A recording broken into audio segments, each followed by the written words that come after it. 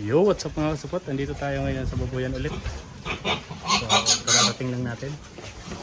Ayan. So, pinapakain natin sila para ano. So, may 3 buyer na daw yan na pumunta dito. Tinitingnan nila kung ano. Iba-iba yung presyo pero ayan oh.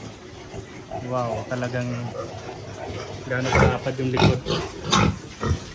Halos isang gangkal mahigit yung mga likod nila oh.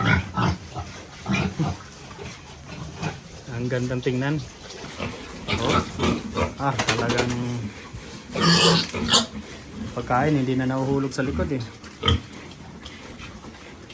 Oh, lalo na to oh. Tanggalayan.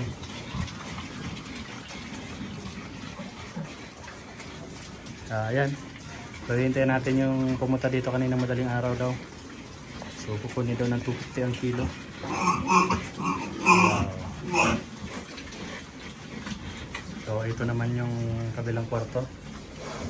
Ayan. So isang buwan sila 23 ngayon. So isang buwan sila bukas. Ayan. Isang buwan na yan sila bukas dito sa akin. 24 ko ito kinuha eh. Okay. Ito talaga yung magandang tingnan no? Sobrang lapad ng mga likod. So halos di na sila magkasya.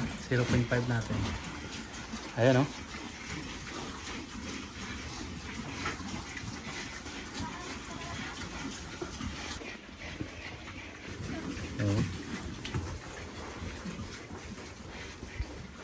Napapawawa na lang. Pag mga nagdito na yung baboy mo.